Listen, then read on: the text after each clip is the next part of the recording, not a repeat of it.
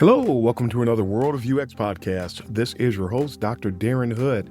Thanks for taking the time to join us today. Special welcome to those of you listening for the first time. We're currently going through a series entitled Harsh Truths or Harsh Realities about user experience maturity. We're talking about different aspects of UX maturity, things that impact UX maturity that fall well under the radar, things that people don't think about. And then people wonder why we're where we are today in the discipline. And everything that we do ties back to UX maturity because everything we do emanates from UX maturity. So it's very easy to connect the dots. The question is, will we be courageous enough to do it? Will we accept the challenges associated with what we discover? Will we take the time to manage UX maturity? Because UX maturity is a thing. No matter what you do, there will always be a UX maturity. And if you don't manage it, it will manage you. That means that you will be at its mercy. So if it's bad, if UX maturity is low, I should say, there's going to be tons of consequences. If it's good, that's because something was done deliberately. And it's really critical that we're honest about what's going on with user experience maturity, because it's very easy to sit and try to gauge or evaluate or grade or score yourself at a certain level whimsically, but not really have anything to substantiate it. And I've seen a lot of people over the course of my career, I've seen people do exactly that. They will say, hey, on a scale of 1 to 10, we're at 8, whatever the equivalent of 8 is. And I've seen people do that when they're nowhere near operating at that level. They just learned what UX maturity was just before that. And then they want to envision themselves being at a very high level based on some really scant data that's not really trustworthy, data that they cannot substantiate. And then they don't realize that UX maturity has to continue to be managed. Even if you did achieve a higher level of UX maturity, you can do what one of my peers refers to as UX backsliding.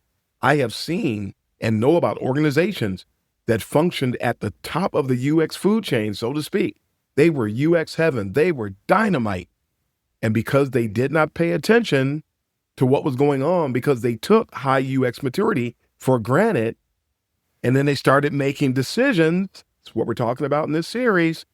They came face to face with harsh truths, but did not embrace the responsibility associated with those things, made bad decisions, and the next thing you know, they were in a very, very bad place with regard to UX maturity. So this is a very real thing, even in the midst of a day and time when there are some seasoned practitioners are trying to write off the necessity or the importance of UX maturity, and that is done to everyone's detriment.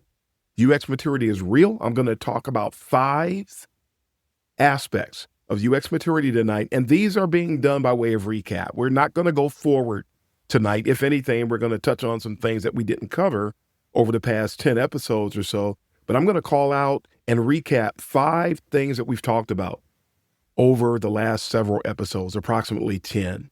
I want to talk today about unrealistic expectations. I want to talk about education and skill gaps. We want to talk about the sinister culture, the toxicity that's at work in UX today. We want to talk about the importance and need for gatekeeping and standards. And we want to talk about UX Kool-Aid and hype. 5 things we've talked about, again, about over the last 10 episodes in more detail, but we just want to recap them and probably touch on a few things on each one of these topics that we did not talk about during those sessions. So topic number 1, unrealistic expectations, tool worship. And I basically pulled these topics out of a hat, folks. I wanted to be fair. I didn't want to have any bias in covering these topics. And somebody say, well, you are biased. No, everything we're talking about, people come back to me all the time and tell me how they were able to go back and observe the same things that I'm talking about. And I did not forecast these things by talking about them. People just, after hearing me talk about it, went back and realized, that they could go and pull out data that aligned with each of these things. So somebody might say these things are biased. They are not. These are objectively arrived at. These come out of very, very honest and trustworthy observations. And so we're trying to call them out and bring them to people's attention in hopes that we can recognize it and do better. So this is not for me to gain anything from it. It's for the discipline to benefit from it. So now if somebody doesn't want to believe that, if somebody doesn't want to admit that, that's fine. That's your prerogative to do such a thing. But like many people that I've talked with over the years, you just end up being one of those people that comes back to me and says, you know what, you were right. And how many years did you waste between the time you heard me talk about it? Assume that I was being like one of your unethical people that you interact with. And then you come to the realization that I'm actually doing the right things here. We're actually doing it for the right reason. So I hope that people see that. There are some ethical people out here, folks. There are some people that are trying to do the right thing out here, folks. There are some people that genuinely care out here today. And I'm one of those people. So I'm hoping that people would see that and acknowledge that. But nevertheless, whether people do or they don't, here comes the information. Again, the first topic that we're going to cover, tool worship in UX, folks, is a critical thing that a lot of people are guilty of. People today are in love with Figma. Not too long ago, people were in love with something completely different. And so we need to make sure in our expectations, because it does directly impact UX maturity. If we are too focused on tools, if we do not approach the discipline from a tool agnostic mindset, it will cause us to have detrimental impact upon our teams, upon our personal development, upon the perception of the work by our stakeholders, and all of those things puts us in a bad position. It takes away our ability to bring value. It causes people to have improper expectations and improper perceptions of who we are, what we do, and it hurts us. So now you heard me say that as a quick example. Would you say that those things are true? Answer that within yourself and proceed accordingly. Also, in association with unrealistic expectations, there's a lot of speed myths out there. A lot of people think that we're just going to move fast for speed's sake. That simply is not true. And when we try to do that, when we don't take the time to be deliberate, to operate at what really amounts to an expert cadence or pace in the work that we do, making sure that we're doing due diligence and all of the steps needed to achieve success and optimize value in our work as UX professionals. If we are fast for speed's sake, that is going to cost us. In the end, we're going to generate rework. We're going to miss a lot of things. What happens when you go too fast? You're going to miss things. And these things hurt us. They distort who we are and what we do. And that is a problem. So let's be smart about those things today. Moving on to topic number 2. Going to be fast today. Didn't mention that, did I? Education and skill gaps today. A lot of learning paths in UX today are distorted, and in conjunction with the first point, a lot of poor and inaccurate expectations are set because people think that UX is a simple discipline that's not made up of very much when you're actually a scientist, when you're doing user experience work. Even if you're entry level, then that means you're just an entry level scientist. If you are a pure UX practitioner. Now, if you're just a UI person, then all you have to offer anybody is an interface. All you have to offer anybody is something that looks good. Business wins because things work well. Looking good is nice. Looking good helps. And yeah, do we want things to look good? Yeah. But if things look good, but they don't work well, you're basically lying to your customer base. They become disgruntled. They become upset. When it looked good, they thought it was going to work well. That's a problem. And Don Normer covered that years ago. When things look good, people expect it to work well. That is the expectation. So if it does not work well, you essentially lie to them. And that is a problem. So we cannot have this problem where we're selling people on the cult of aesthetics and we're not presenting things from an ethical perspective and making sure that we're meeting their needs facilitating sound experiences, making things easy to find, easy to navigate, easy to operate. That's what people want when they're performing tasks, when they're trying to accomplish goals. So, back to the point at hand, when education tells you that you're going to get from point A to point B with little to no effort and with little of nothing to cover, they're selling you on something that is inappropriate, that is inaccurate, that is unethical, and now that is going to detrimentally impact user experience as a whole, because now you thought you were going to get somewhere in a shorter period of time than what is actually achievable. And that is a problem. And a lot of learning paths today, they are not viable, they are not accurate, they are not proper. And so a lot of people over the years, especially when boot camps came about, a lot of people bought into that. And when they bought into that, you can learn this in 6 months mindset, they immediately assumed that everything about UX could be learned in 6 months. And they felt that they arrived, and that was a lie. It was a lie. And some people built their entire career on a lie. So, not telling you to leave UX, not telling you to give up your job, not telling you to give your salary back to anybody, but as many of us have, and as many of us do to this day, if you ever learn something and find out that it was inaccurate, you can basically evict that out of your cognition. You can go and relearn. It does take time to unlearn things that we have learned incorrectly. Someone asked me recently what my favorite cognitive bias is. And we had an interesting conversation because I heard the person's question, but I know how other people think. So instead of just answering that person's question, I responded based on the perceptions of the others who were paying attention to this interaction. And I let the person know, well, you really can't have a favorite cognitive bias because that would be a bias. I got a chuckle out of that. But I did say there are certain biases that I see that are active more than others. What I see happening more than anything else when it comes to cognitive biases is anchoring bias. When people believe the first thing that they hear to be accurate, reliable, trustworthy, and actionable. The first things that people have heard about UX many times were anything but. And so when people ground themselves in anchoring bias, how much destruction did you cause after you learned that? How much misdirection were you subjected to because you thought that UX was easy to engage with? How many people learned about UX never learning or understanding that they were entering into a science?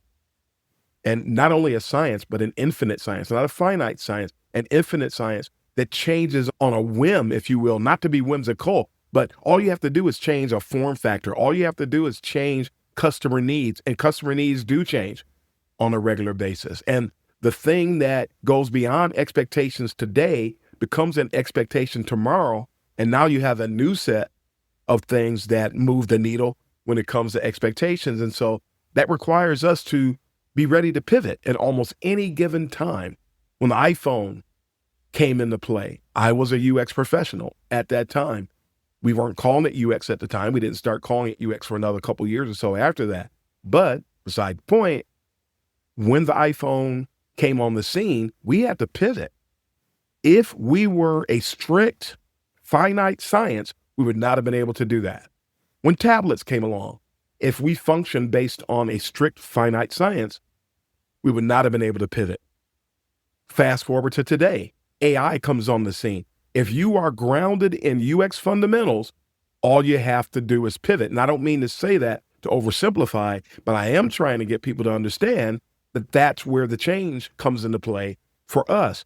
We're not threatened by AI. If you are a true UX professional, you're not, because all you have to do is pivot.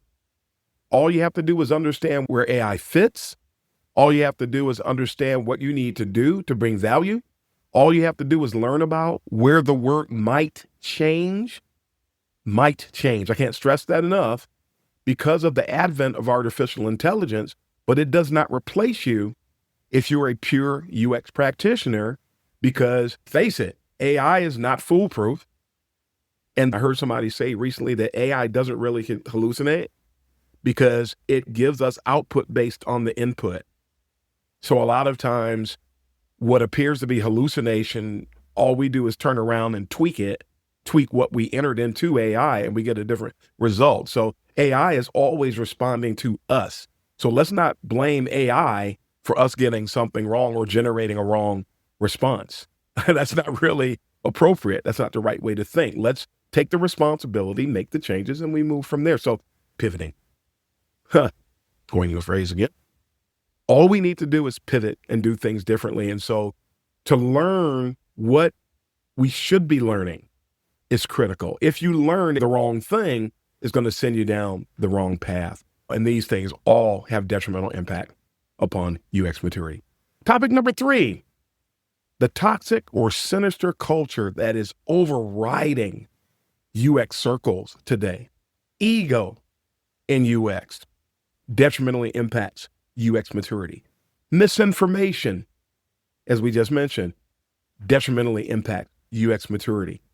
Engaging in performative behavior, in other words, doing performances, engaging in UX theater, doing things because it makes you look good or make somebody feel good about you, instead of doing what's actually needed, what's actually required, what actually brings value. All of these things are toxic. All of these things are sinister, and all of these things detrimentally impact UX, what it is, the perception of what it is, the perception of who we are, the value that we bring to the table. All of these aspects of toxicity, all of the isms that come into play, all of these things really sell us short. And you wonder why companies can jettison UX professionals at large today? It's because there was no value. And a lot of times the value's not there because of the toxicity, because of sinister behaviors. Yeah, directly tied to every situation. I told the story recently about the team of over 900 UX professionals. And you know why they had over 900 UX people on that team? Because everything was misaligned. Everything was out of whack.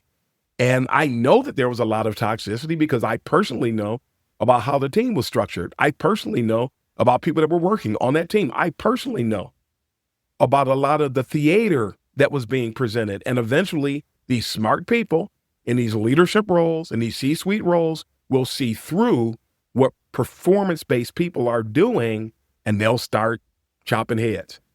It's what happens eventually. So we have to overcome that. We have to deliver the alternative. The alternative is proper representation. The alternative is bringing actual value. The alternative is building relationships with stakeholders, understanding the business so we know what brings value, and always working towards bringing value. And when you consistently bring value, people won't be able to get rid of the people that bring value. People get rid of folks that are just occupying space, butts and seats. And UX is about way more than butts and seats. The companies that opt for butts and seats, that's part of the toxic and the sinister culture associated with UX. Unfortunately, it is real. It is happening. It is being subscribed to.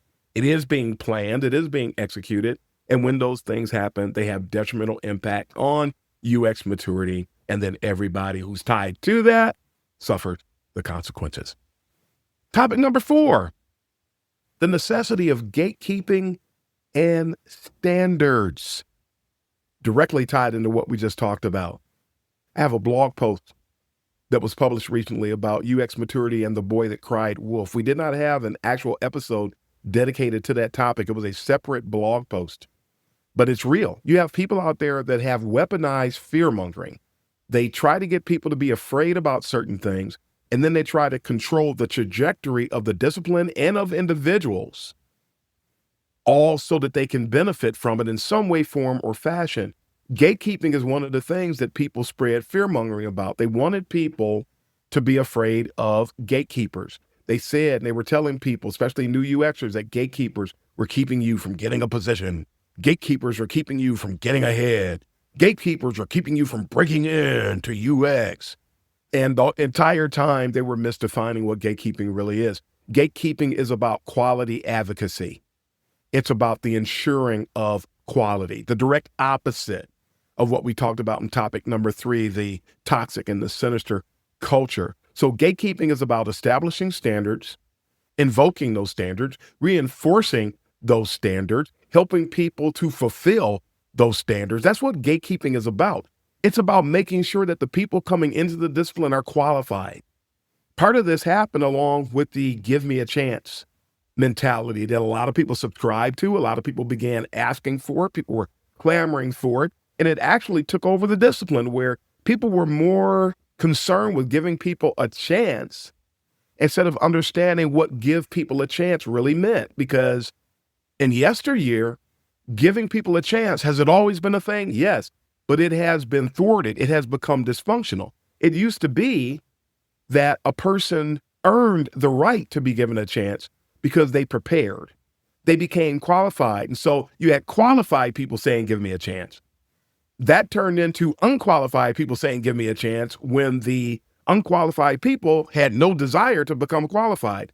So when a rash and a broad number of people who refused to become qualified or engaged in poor educational resources and graduated from those resources, when those resources really were not preparing anybody properly, when hordes of those people were quote unquote given a chance, then those people were afraid of the gatekeeper. You had hordes of people who were not qualified coming in. It detrimentally impacted quality. It detrimentally impacted expectations. It fed into those unrealistic expectations. It expanded and broadened the toxic and the sinister culture that was already overrunning or beginning to overrun UX circles. And so all of those things collectively had detrimental impact on UX maturity. And the quality that gatekeeping was meant to help to enforce and reinforce was frowned upon. And so that quality went out the window. When quality goes out the window, it's going to have detrimental impact upon UX maturity. And so this is not a good thing. We have to embrace gatekeeping. We have to embrace standards. We have to embrace UX fundamentals if we want to achieve the levels of quality that the business desire. That's the way that it goes. So we need to understand that today. And the fifth and final topic that we're going to revisit today involves the appetite for UX Kool-Aid and hype. There's a lot of trends in UX. AI takes, again, how quickly someone can get ready to break into UX, how somebody can transition into the field. What does a person need to be able to learn? The whole PhD to UXR mindset, that was a trend not too long ago. A lot of people, as a matter of fact, look at the specialization trend. That became a trend. There was a day and time. For some of you who never heard me say this before, there was a day and time that if you came into UX, you did all the things. The vast number of people in UX prior to 2011, if you came into UX, you did design and you did research and you did strategy. But somebody had the epiphany that we should just bring people in to do design. Why? Because people were trying to open the door for visual designers to come into UX. People started to say, you know what, we should bring people in to do research. And not that either of these things is necessarily wrong. It's wrong if you do it the way that I'm talking about it here. You bring in people, they focus on research. If you have a dedicated researcher, that's fine. However, it's important for researchers to understand design to some degree. It's important for designers to understand research to some degree. It's important for people to understand UX strategy. What types of methods and methodologies should we use to accomplish the end goal? How do we track into and align ourselves with the business? How can we optimize bringing value with the work that we are doing? Those strategic factors. Everybody should know all these things, even if they are not individually responsible for doing it. It's important. We cannot change what UX is and expect to bring the value that we brought in 2005, 2010. You can't do that. And a lot of times UX does not have the same value prop. And when UX does not have the same value prop, there's going to be a problem.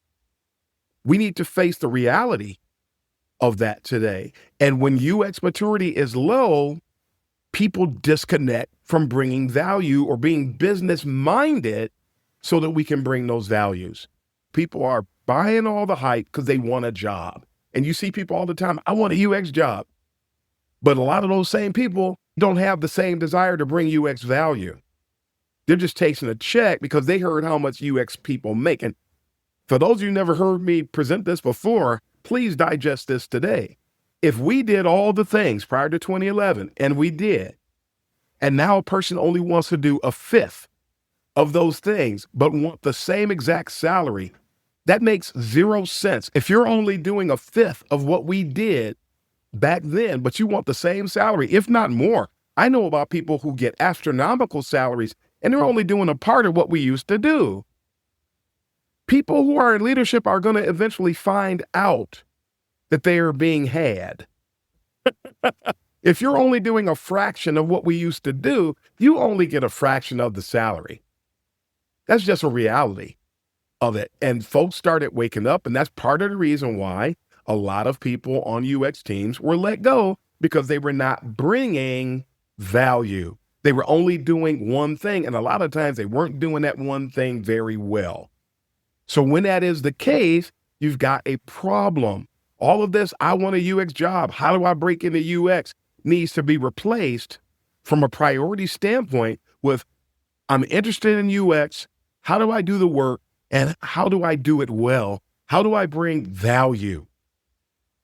We have to shift those priorities today if we want UX to win. And UX is losing in a lot of places because you have people who just want a job. They just want to break into UX. Ironically, they have no idea what they're actually doing, the Freudian slip associated with that statement. You're breaking in because you're a thief. And a lot of us are actually and have labored to be qualified. This has to change. This has to change, folks, because as long as you keep the value proposition and driving it at the forefront of your mind and be committed to it, you can't lose. But the people that are losing are the ones that are just in it for a job.